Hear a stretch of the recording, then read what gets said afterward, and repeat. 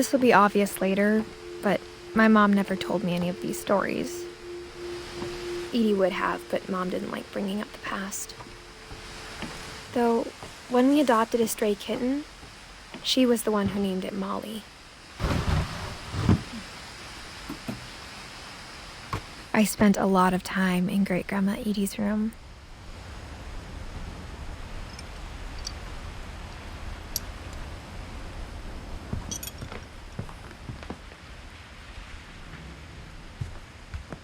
We got along, and it was a good place to hide from my mom.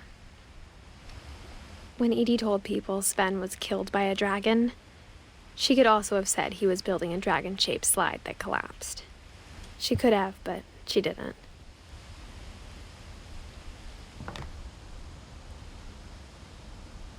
Even in her 90s, sometimes Edie seemed a lot younger than my mother.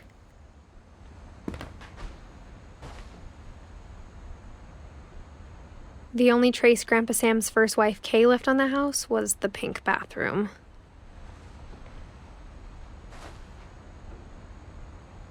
It was a pretty big trace.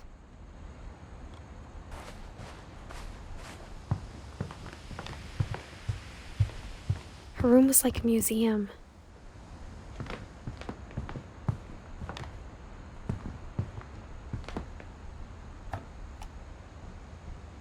For 500 years, the Finches have been famous throughout Norway for their fortune and misfortune.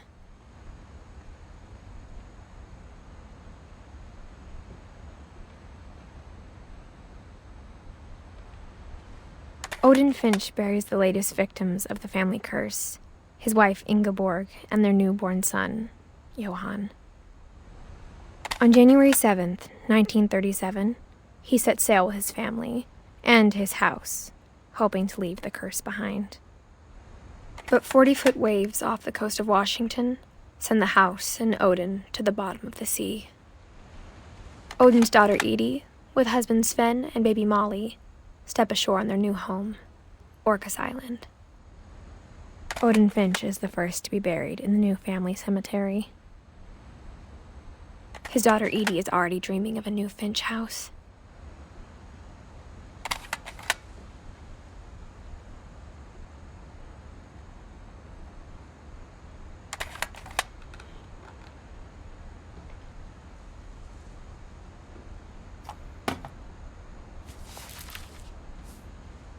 Whatever's wrong with this family, it goes back a long ways.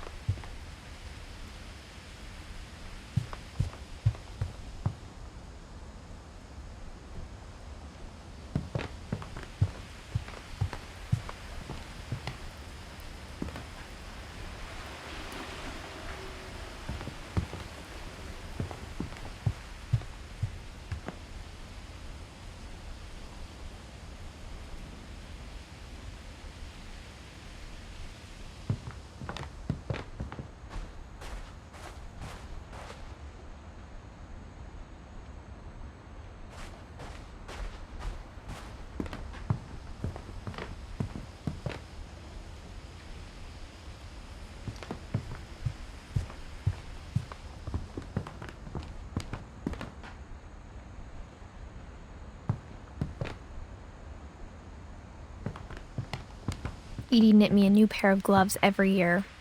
Louis died a week before we left, but Edie had already started to memorialize him.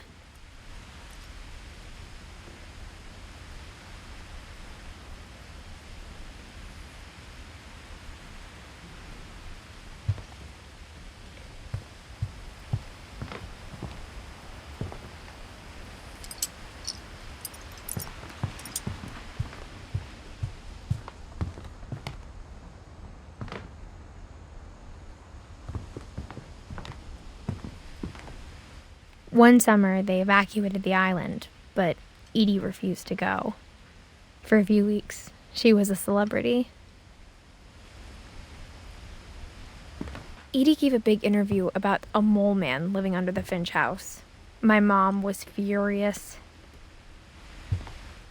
I hadn't thought of myself as Edith Jr. for a long, long time.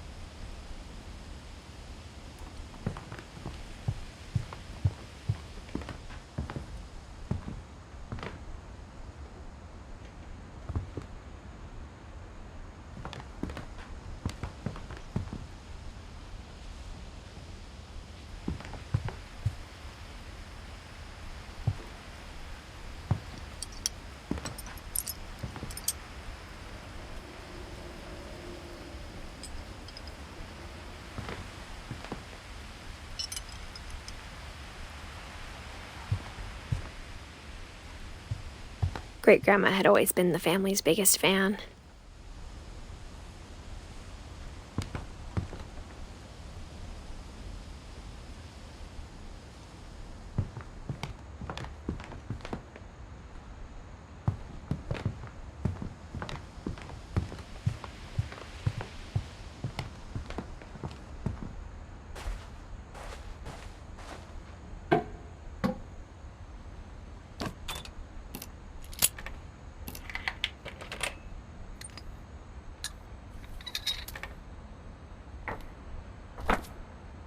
There's a secret in this bathroom.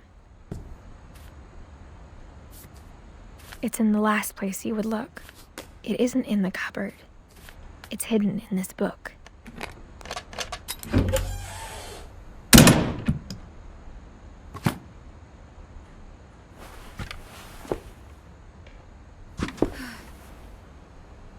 Sven gave Sam an old camera he'd refurbished. He never put it down.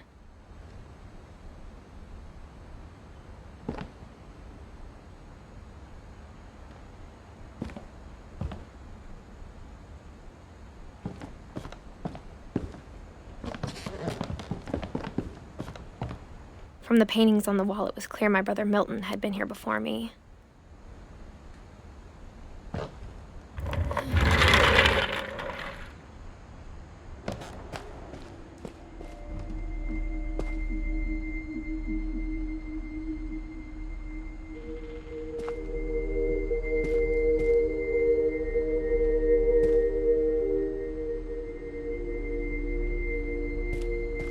I knew Grandpa Sam had a twin, and that he never talked about him. I guess my grandpa didn't like history any more than my mom did.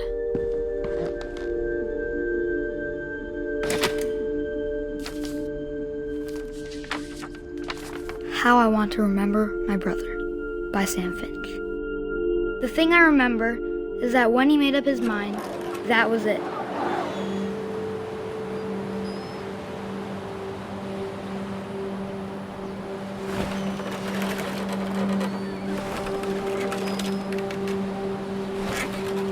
My brother said he'd die before he ate another mushroom, and he did. At Barbara's funeral, we swore we'd never be afraid again, and he wasn't. I think Calvin always wanted to fly. Sam! Calvin! Dinner's ready! Coming! But that day, he finally made up his mind to do it. I told him going around was impossible. Maybe if I hadn't said that.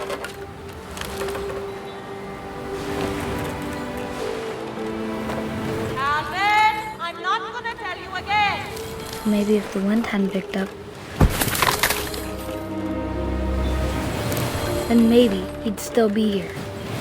But I doubt it. I think he'd already made up his mind.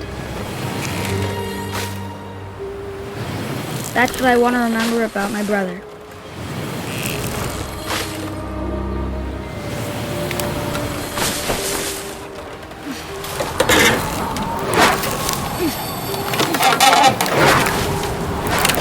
The day he made up his mind to fly. And he did.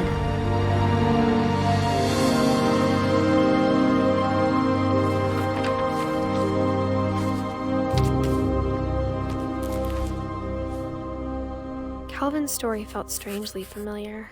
When I was younger, I remember trying to do the exact same thing.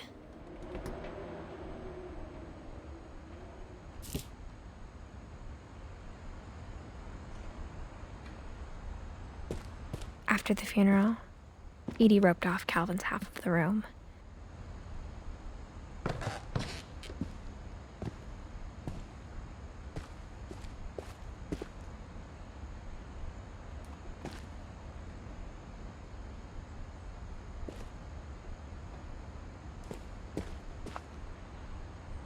Mom said Grandpa Sam enlisted at 18 and never set foot in the room again.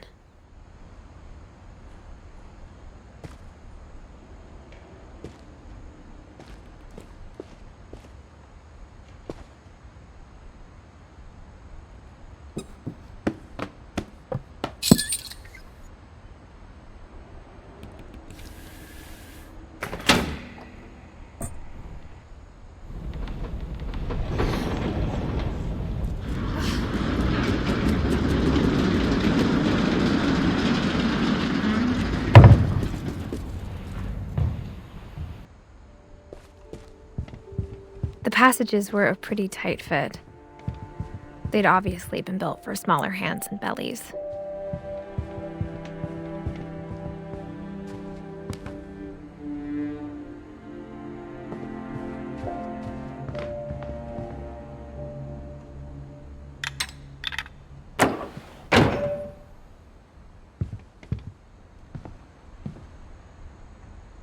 Edie's father, Odin, built the original house.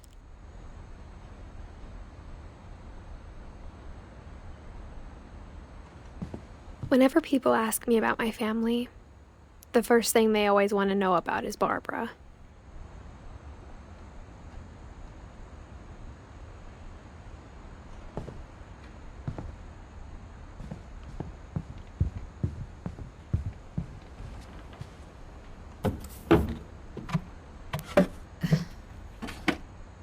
Growing up, I always thought of Barbara as a child star.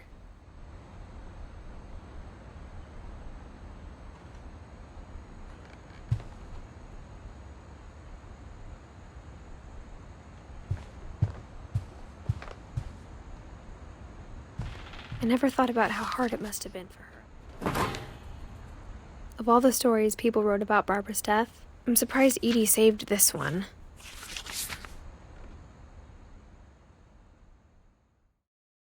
Old Jack here with another ghastly tale inspired by America's most unfortunate family. I'm calling it The Surprise Ending of Barbara Finch. As a child star, Barbara was famous for her scream. Now at 16, she was all washed up. A has-been. But in a lucky break, she'd been asked to perform her signature scream at a local convention for monster movie fans.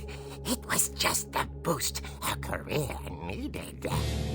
Unfortunately, her scream hadn't aged well. Getting better. I think you just need the right motivation. Her biggest fan and current boyfriend, Rick, was about to demonstrate when... Now that was a great scream. It was Barbara's father, Sven. He'd slipped into a table saw and had to be rushed to the emergency room. So Barbara got stuck babysitting her youngest brother, Walter. Her convention comeback was cancelled. Okay, I'm hearing frustration, but I'm not hearing terror. What if I tried... A gang of hoodlums in Halloween masks have been terrorizing Orcas Island tonight. Police are urging residents to... That came from the basement. You're right! Also, I loved your delivery on that. Why is your basement door locked? Because my dad likes making puzzles and secret passages. There's a key hidden in the music box. The secret is to keep winding and winding until finally the key pops out. Thanks, babe. I'll be back in a sec. 20 minutes later, Rick hadn't returned. So Barbara went to look for him, right on cue. She reached for the music box. And as she wound the key, she listened for Rick, but the house was silent.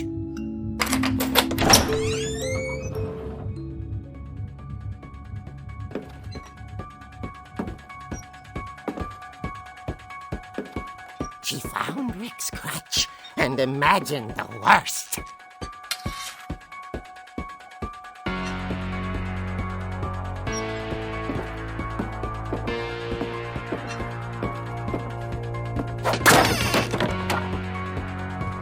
The gang's leader is the infamous Hookman killer, Dr. Carl Hamill, who impaled and then ate his family 10 years ago tonight.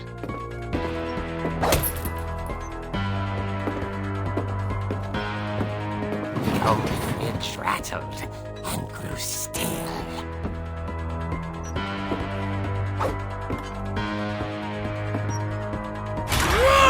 Oh dear! Oh! Rick? Barb, relax. I was just trying to scare you to help you find your scream. Well, I'm not scared, Rick. I'm furious. Then act furious. All I'm getting from you now is that you're hurt and confused and She threw him out, but she kept a little something to remember him by. Barb, have you seen my other crutch? And she was still holding it when she fell asleep watching the late picture show. Hours later... Barbara! Walter, what's going on up there? Ah! Okay, I'm coming up, but if this is a trick, you're dead, Walter.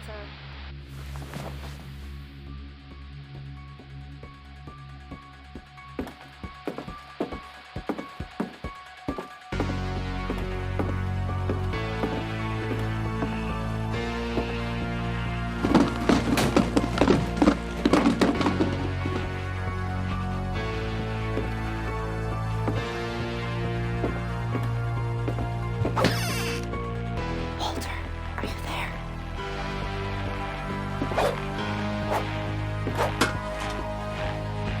Walter had vanished, but his bedside radio was still on. Orcas Island police describe the man as 6 feet tall, with a steel hook for a hand. Residents are urged to lock all doors and windows and notify the police of any suspicious activity. Barbara turned, saw the hook man, and was speechless. He was quite smashing.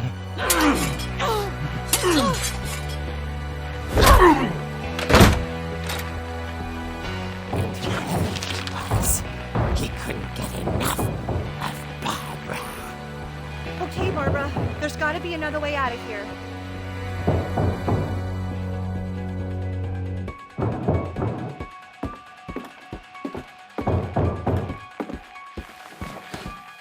That night, she played her part beautifully.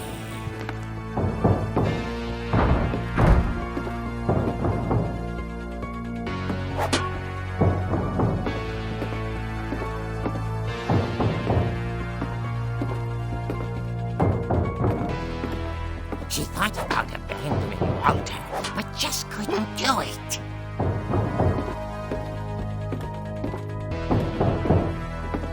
Molly's door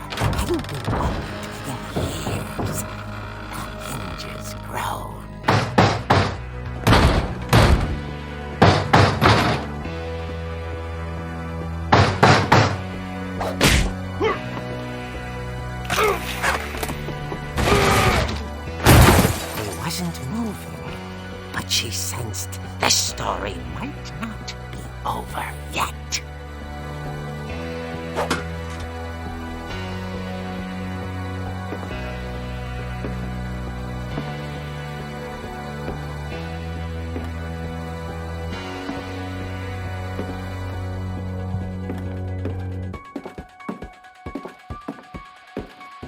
The hookman had vanished.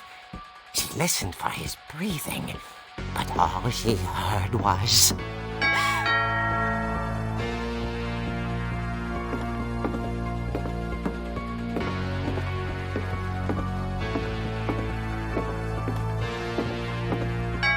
at the door was dying to speak to young Barbara. At the door, she heard whispering. It was coming from inside the house.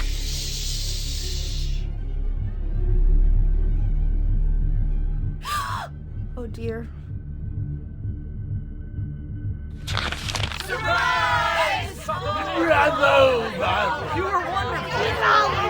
monsters had come to surprise her.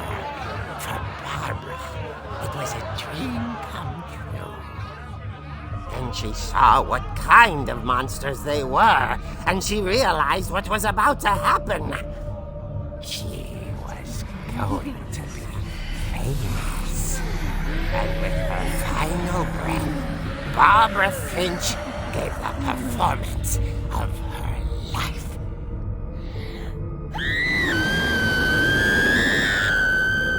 I wasn't there myself, but I hear Barbara was magnificent. Poor girl. She had a taste for stardom. But unfortunately, so did her fans. Of course, the police blamed it all on poor Rick, who disappeared the same night. And little Walter? Hiding under his bed the whole time. He took it all pretty hard, but that's another story. As for Barbara, tucked inside the music box was all they ever found of her. Her ear. Now that's what I call a real eerie tale.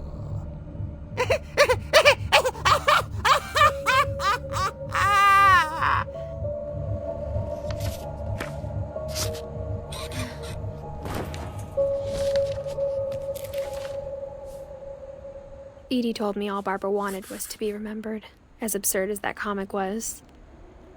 Maybe what Edie saw was a happy ending.